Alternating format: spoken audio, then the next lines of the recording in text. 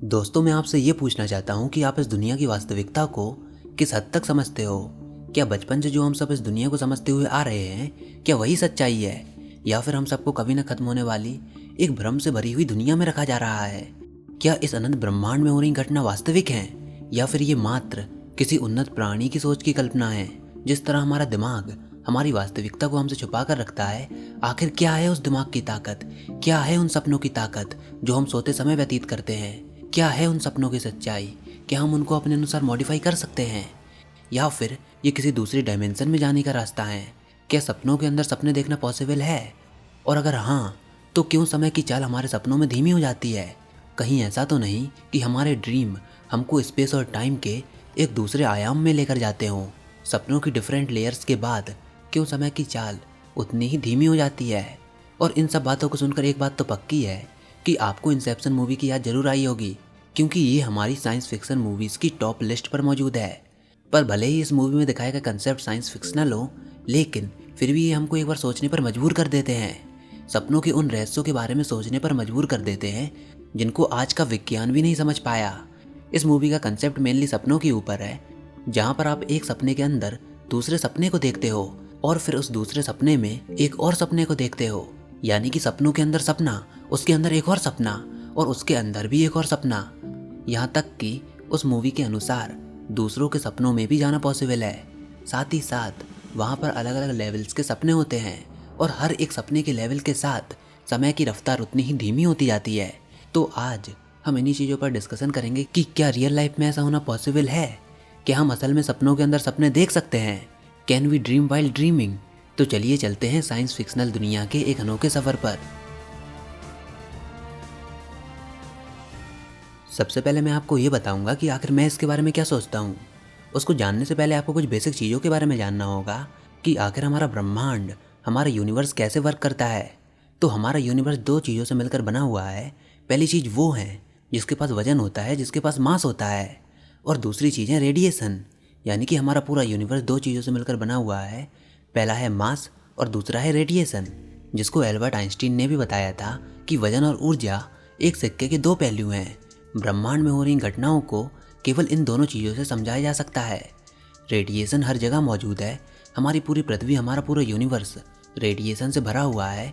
पृथ्वी में हर जगह अलग अलग टाइप की फ्रिक्वेंसी, अलग अलग टाइप की वेवलेंथ, अलग अलग टाइप की रेडिएशंस मौजूद हैं, जिसके बेसिस पर हमारा पूरा कम्युनिकेशन सिस्टम वर्क करता है।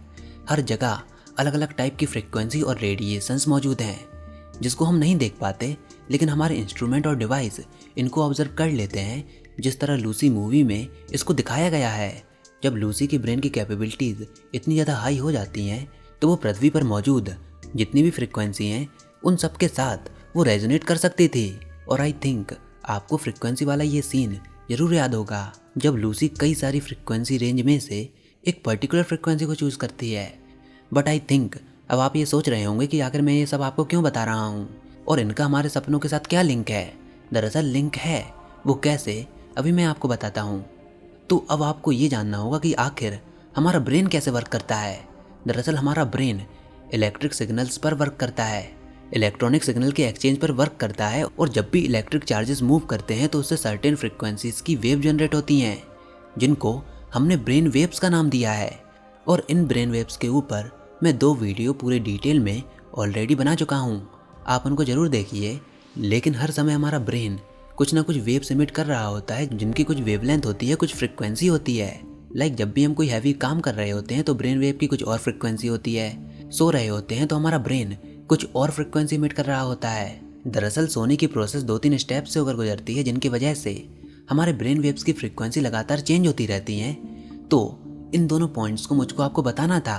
अब हम अपने पुराने सवाल पर वापस आते हैं कि क्या सपनों के अंदर सपने देखना पॉसिबल है। तो इसके लिए सबसे पहले आप मुझको ये बताइए कि आखिर हमारे सपने कैसे होते हैं, किस प्रकार के होते हैं। आई मीन आप में से कितने लोगों को कंटिन्यू सपने आते हैं, मतलब पूरी स्लीप के दौरान केवल एक ड्रीम चल रहा होता है।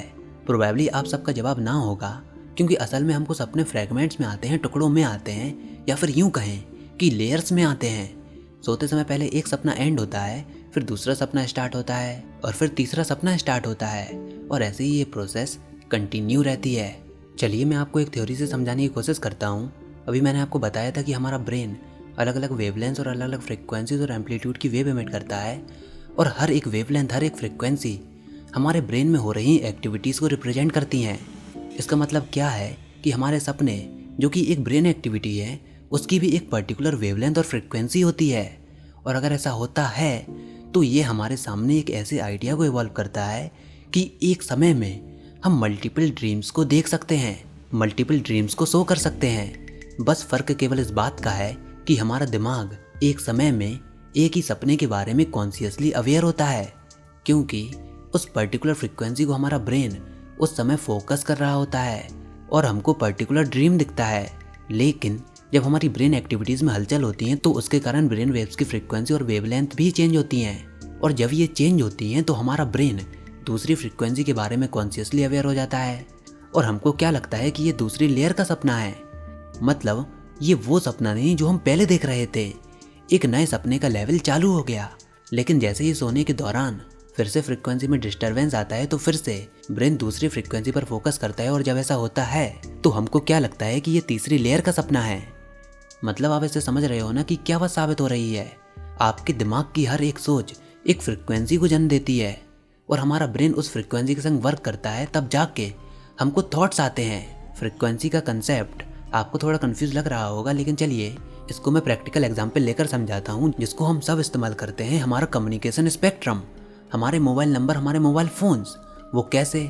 तो सुनिए, इस दुनिया में जितने भी मोबाइल फ़ोन्स या फिर यूँ कहें कि जितनी भी सिम कार्ड्स मौजूद हैं, उन सबको एक फ्रिक्वेंसी रेंज प्रोवाइड की जाती है, एक फ्रिक्वेंसी बैंड प्रोवाइड किया जाता है, जिसको हम बोलते हैं 2G, 3G, 4G या फिर 5G।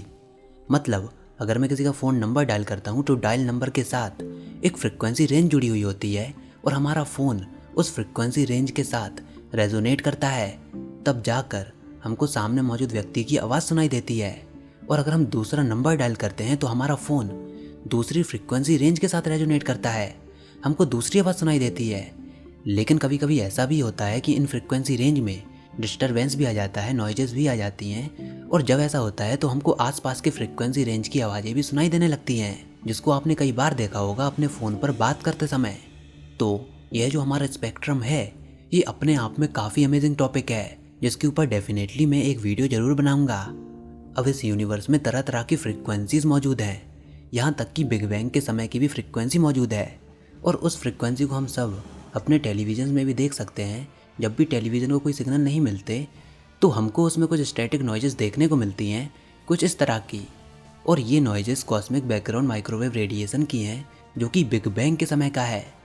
मतलब हमारे टेलीविज़न जब उनको कोई फ्रिक्वेंसी और रेडिएशन नहीं मिलते तो वो बिग बैंग की फ्रिक्वेंसी के साथ रेजोनेट करने लगते हैं, और उस टाइम की नॉइजेस हमको दिखाने लगते हैं। और बिल्कुल इसी कंसेप्ट की तरह हमारा ब्रेन भी वर्क करता है। हमारे मोबाइल फ़ोन की तरह हमारा ब्रेन है, ब्रेन की फ्रिक्वेंसी फ़ोन नंबर की तरह है, और जब हमारा ब्रेन उन फ्रिक्वेंसी के साथ रेजोनेट करता है तो हमको थॉट्स आने लगते हैं। हमारा दिमाग सोचने लगता है, जैसे फ़ोन लगाने पर हमें दूसरे पर्सन की आवाज़ सुनाई देती है, उसी तरह हमारा ब्रेन उन फ्रिक्वेंसी के साथ रेजोनेट करने लगता है। हमको थॉट्स आना शुरू हो जाते हैं, और अगर हम सो रहे होते हैं तो हमको सपने आना शुरू हो जाते हैं।